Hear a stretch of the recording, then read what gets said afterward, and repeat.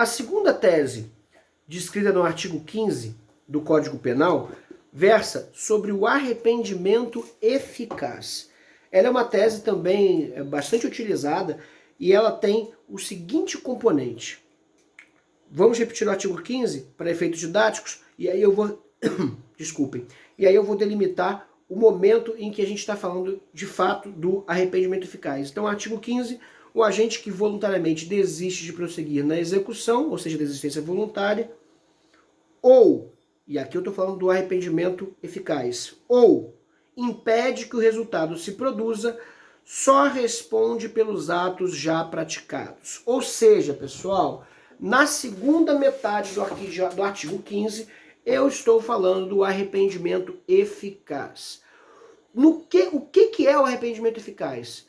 A execução do delito foi iniciada, o último ato da execução foi praticado e o delito inexoravelmente se consumará, a menos que algo intervenha. O que é esse algo? Para que nós possamos ter a tese do arrependimento eficaz, esse algo é o próprio agente do delito que, arrependido, age de maneira eficaz para impedir os resultados aos quais haveria dado causa, caso não tivesse interferido após a execução. Então imaginem, por exemplo, o momento em que o agente dispara sua arma de fogo, a vítima cai ferida e efetivamente irá sucumbir a esse disparo se nada for feito. O agente, porém, ainda que já tenha executado o crime e que a consumação desse delito seja uma questão de tempo, o agente intervém e salva aquela pessoa que havia vitimado. Então a gente coloca a vítima no seu carro, leva ela até o pronto-socorro, admite que cometeu um grave erro e aí efetivamente, se de maneira eficaz a sua interferência salvar a vítima, se de alguma maneira a sua interferência reverter o curso causal dos seus próprios atos, aí nesse caso nós teremos a mesma consequência aplicada à desistência voluntária. Como assim? O agente só responderá pelos atos já praticados, a saber, a lesão corporal, na gravidade que tiver, mais os antefatos puníveis que tiverem precedido esse ato. É claro que eu estou falando aqui dos crimes de homicídio por ser um crime simples e de fácil compreensão e além de um bom exemplo dessas teses, muito utilizadas no tribunal do júri. Mas esses crimes poderiam ser crimes diferentes. A desistência voluntária poderia se aplicar a crimes diferentes. Poderia se aplicar, na verdade, a praticamente qualquer delito que envolvesse um curso causal que pudesse se consumar sem que o agente tivesse interferido. Poderia ser aplicado ao crime de furto, quando o agente eficazmente impede o resultado, ou seja, vai e devolve antes mesmo